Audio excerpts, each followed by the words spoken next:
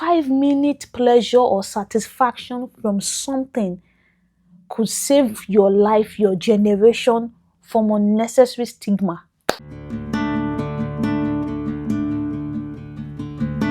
Hi guys, welcome back to my YouTube channel. Thank you so much for clicking on this link. And if you happen to be a returning subscriber and the video popped up, you are the real MVP. And if you're new here, please join the train and support the family business. Okay. I don't know where that came from. Yeah, thank you so much. My name is Olamide Ogundele and I film about faith, film about lifestyle, I film about relationships. So thank you again for watching. Today, I want to talk about a topic that I don't really have a name for it yet. But for now, let's just say taming your appetite, or putting yourself to check in terms of self-control and all that. And a story actually sort of influenced me talking about this because I just heard about somebody that has to go to jail for a long time because of something self-control could have saved the person from. And at a point, thinking about the whole story, I was just like asking myself questions that, okay, there are a lot of times that we might actually blame people or just judge people from afar and say, why would you do that, blah, blah, blah. But again, it all boils down to what you like as a person. For some people, the inability to control themselves is terrible. It's just like there. But there are some other things that we also might need to keep in check. So let me use myself as an example. I love shoes. So that means if I'm meeting somebody for the first time and the person is like, oh, nice to meet you, I promise you, one way or the other, I'm going to check your shoes. I just love good shoes. Like, judge me all you want. I just love good shoes, right? So that means I can go on like for 2 years and not get a wristwatch, or for some reason, and today now I'm not now wearing a wristwatch. It's not intentional. But I said all that to say I don't fancy that. I don't fancy bracelet and all those things. But you see shoes. Let's not go into that. So because I love shoes, there was a time in 2022 or maybe 3 or thereabout, one of those years. The Holy Ghost was just like, my daughter, we need to keep this in check. We need to tame this, in the sense that I was not really doing too much. I mean, I was getting what I could afford. I was not spending my life savings on shoes, and all that. But then the Holy Ghost still wanted me to keep it in check. How? He was like, so we are not going to buy any pair of shoe for the next maybe like 8 months. I'm like, anyway. So the way I am right now, I cannot just walk into a store and I'll just see one make sense stilettos like that and I will not be able to pick it up. I'm like, no. Why? Holy Ghost, why would you do that to me? Like why? But you see, that training was needed. In fact, let me even add more to it.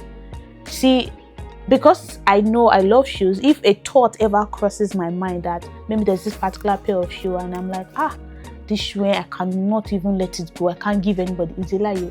The next, I see, give it 24 hours, 24 to 48 hours, you just give that shoe out.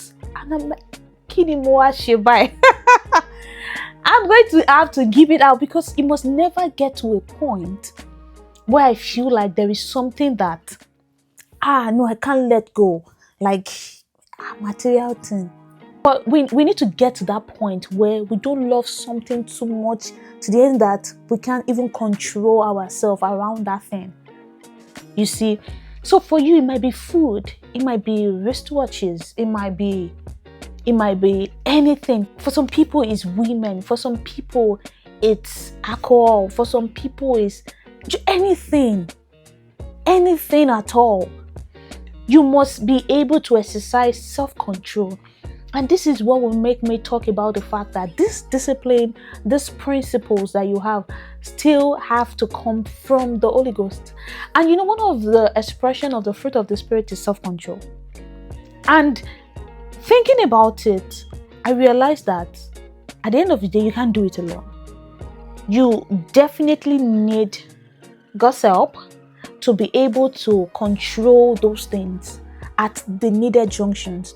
And as I was thinking about this subject, this spirit was just telling me that, at the end of the day, you need to even test yourself before a situation will bring you to test.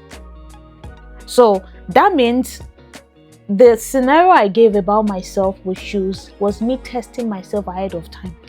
Because there are some people, because they love a particular kind of food, they don't care who is offering them that food. So you will collect food from your enemy because you just love the food.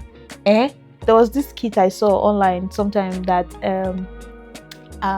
they said we should not collect food from our enemies. When the enemy is now preparing jollof rice and chicken, what will you do? Will you not collect it?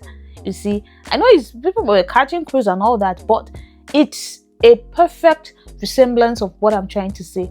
Because some people, all they care about is they just love that thing. They just want to satisfy their desires at that point in time. They don't care what is going down, who is going to be affected.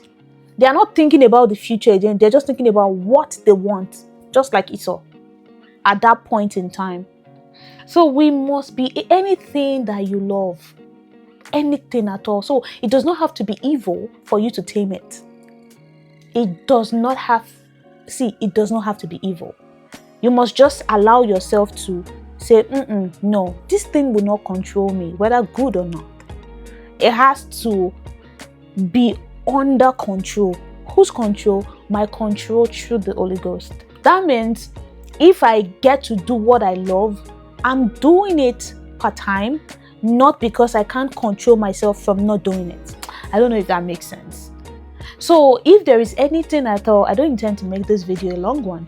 If there is anything at all that you love, begin to exercise self-control around that thing before life in general will test you. Because if some people again can turn back the hands of time, they'll just know that 5-minute pleasure or satisfaction from something could save your life, your generation from unnecessary stigma. Like unnecessary, like very unnecessary. Like there's sometimes that when people get themselves into trouble and you ask them, how did you get here? And they explain like, unfortunate incidents. But when some people tell you what brought them into that situation, you are like, no, sit down, move closer, let me slap you. Because you're like, how? Like how? Self-control, discipline would have saved you from this. And I realized that discipline is not something that would jump at anyone. You have to grow into it. Just grow into it. Exercise. If it is patience, if it is exercise it. Like, don't wait until life would bring it across to you. Make sure you are the one telling yourself that, no, we don't do that here. We control ourselves here. Because some people be like, no, I like that thing so much. I can't even control myself.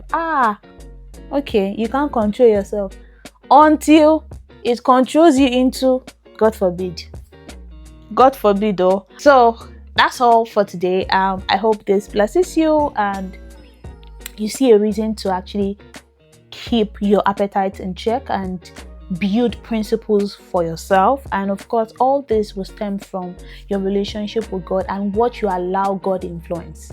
All right, because again, maybe sometime in the year, maybe I'll talk about the subject of consecration, because when we receive the life of Jesus, it's just step one. No, you see, growth is in phases. Like growth is in phases. There are a lot of things that the Holy Ghost will influence if you allow Him, and one of these things is self-control with things that you love, to the end that you don't just allow the flesh rule you every time. You should be able to take charge and tell your body that no, the Holy Ghost is in control here. And this will save you from misbehaving. Like, that's just the word. I wish I could give some examples here. Like, from misbehaving. It's not that it's just like, I can't control myself. No, it can't. The way I'm feeling, I just have to have this. The way you are feeling, you just have to. Thank you very much for watching this video today. I am very, very grateful. I hope it blesses you. Bye.